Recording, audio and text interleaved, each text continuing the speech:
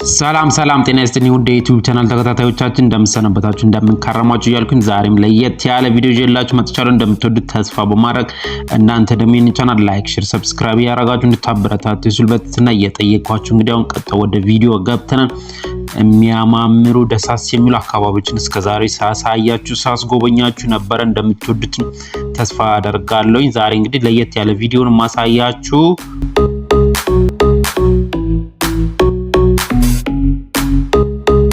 እዚህ አካባቢ ቀራኒዮ መድኃኔዓለም የሚባል ቤተክርስቲያን አለ። አሁን ያለንበት ቦታ ጋር ማለት ነው። እንደገና ደግሞ በታች አለ መግቢያ ያለው በዚህ ጋር አለች። በዚህ ጋር ኮብልስቶን አለ።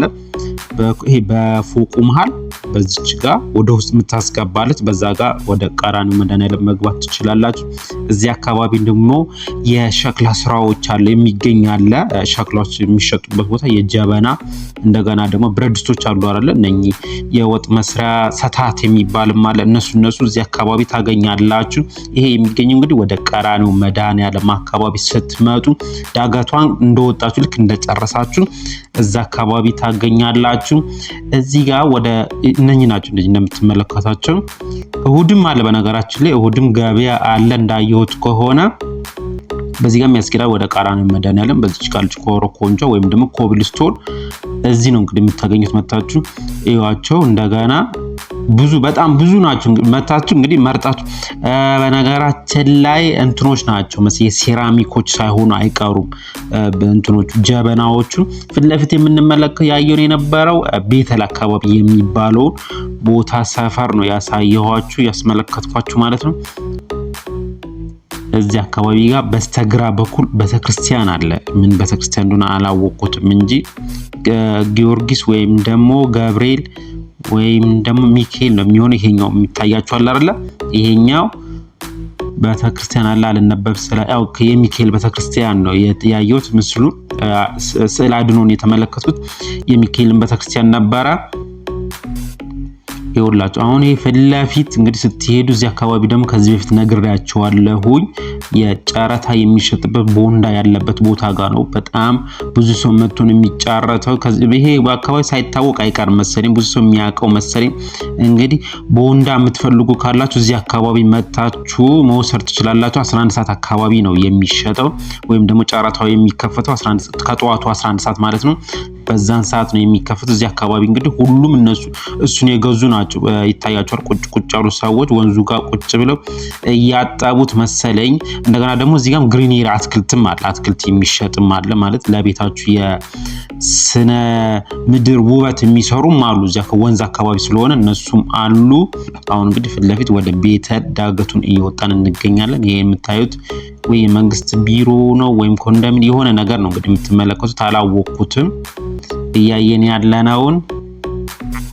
በነገራችን ላይ ይሄ የዓለም ባንክ መንገድ በመባል ነው የሚታወቀው። ይሄኛው መስመሩ አሁን ወደ ቤተል አካባቢ እየደረስን እየተቃረበን እንገኛለን።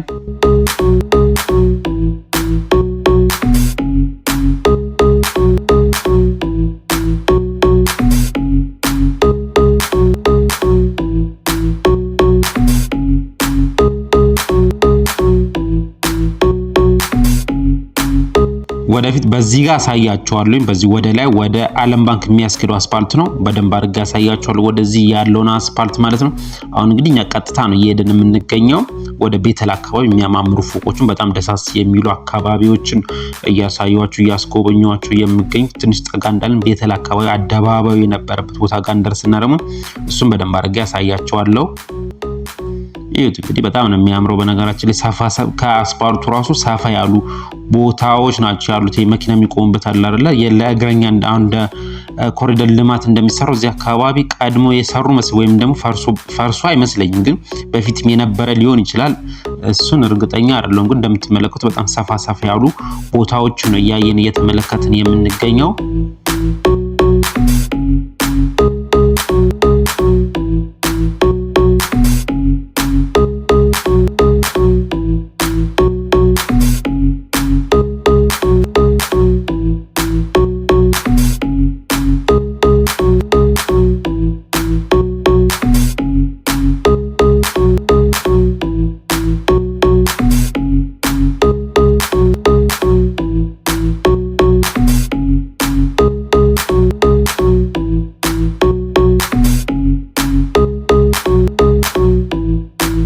የደረስንበት ቦታ በስነ ስርዓት በቃ ቤተል በመባል የሚታወቅበት ቦታ ጋር አካባቢ ጋር ነው የደረስነው።